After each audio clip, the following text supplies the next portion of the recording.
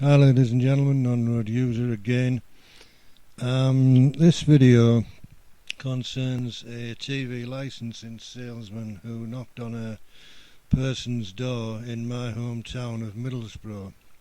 Now, it seems that in the clip that I'm going to show you, that this TV licensing salesman suggested to the person whose door that he knocked at that because the person was filming him, he thought in some way that was perverted.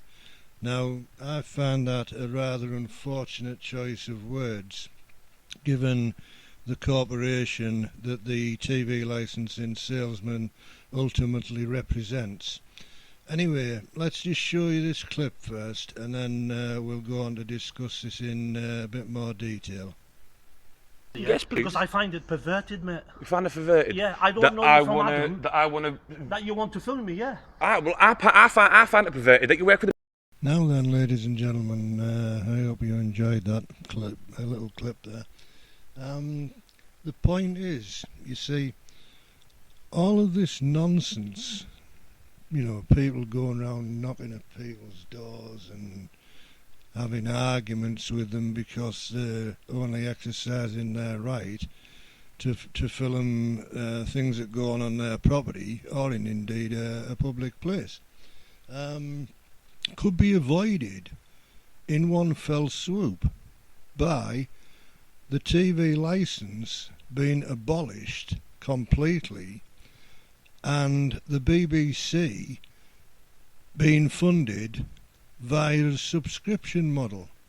I mean, if you look at it logically, I mean, a lot of the infrastructure for that funding method is already in place.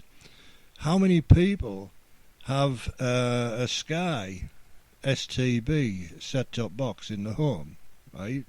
Probably bloody millions of them. How many people have Virgin Media TiVo boxes in the home? Probably millions of them too. How many people watch TV via the BBC iPlayer? I don't know the answer to that question, but the point I'm making is all of those three platforms can be very, very easily enabled to take a subscription to BBC TV channels. It's a piece of cake, right? I mean, in the early days when the BBC went onto the Sky satellite platform, if you wanted to watch the BBC back then, you had to apply for a viewing card for it. I distinctly remember them, and you inserted the viewing card into the Sky box, and you know, there you go, your BBC channels, right? And then they subsequently did away with all that. But that's another story. But what I'm saying is, you know, as I just said, the infrastructure is already there for Sky, Virgin Media, and BBC iPlayer. They could make those subscription virtually overnight. The BBC, I mean, right? Now herein lies another problem, because people will say, yeah, but people can just receive it like over the air through a TV aerial, right? Well, yes, they can. But I don't know how much it costs the BBC in terms of funding this enforcement operation that currently goes on. It's bloody farcical, right? But whatever it is, that money could then be put to use to say, for example, old folk, you know, old age pensioners, of which I'm not one, by the way, so I don't have a vested interest in any of this, what I'm saying. But say, for example, like when the digital switchover was going on, if you remember that, right, I seem to remember there was some body or whatever you want to call it set up whereby if people were of a certain age, they could apply and receive a free digital TV viewing box, right? So, you know, if they didn't have any digital equipment in the home, when the switch happened, and all the analogue stuff was turned off. You know, imagine there would be a great hue and cry from certain people. Where's me bloody telly gone, right? Not that it would bother me, by the way, but that's another story. But anyway, so what they did, they set aside some money and funded a free digital box, one per household, I believe it was, for somebody who was qualifying criteria, which again I can't remember, it doesn't serve me that well these days, but whatever it was, they got a free bloody box, right? Well, you know, they could kind of go along those lines again, using some of the money that they would save from whatever it costs them from sending all these clowns out to people's houses, you know, basically being total dicks and, you know, accusing them of being perverted when all they want to do is film somebody who's having a bit of a ding-dong with them on the doorstep. I don't see anything wrong with that.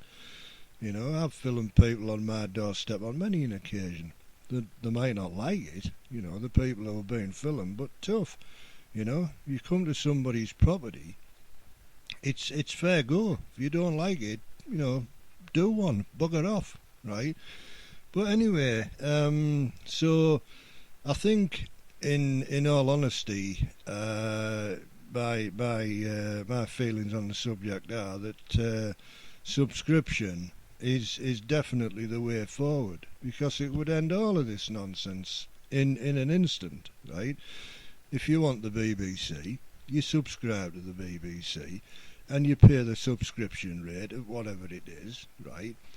And, you know, everybody's happy. But on the other hand, right, and this is where I think the BBC are kind of a bit worried, right? If it was subscription, the BBC, I mean, then that would give free rein to anyone else, you know, wanted to watch, say, ITV or Channel 4, Channel 5, whatever, right? Non-BBC services, right? To say, well, okay, if ITV aren't subscription, then I'll just watch that instead, right? And I think that's the major concern for the BBC, right?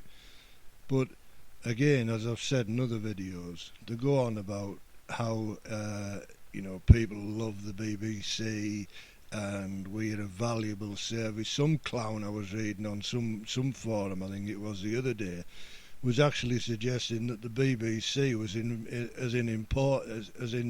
hang on, let me get my words right here, was as important as the National Health Service. I mean, have you ever heard anything so ludicrous in all your life?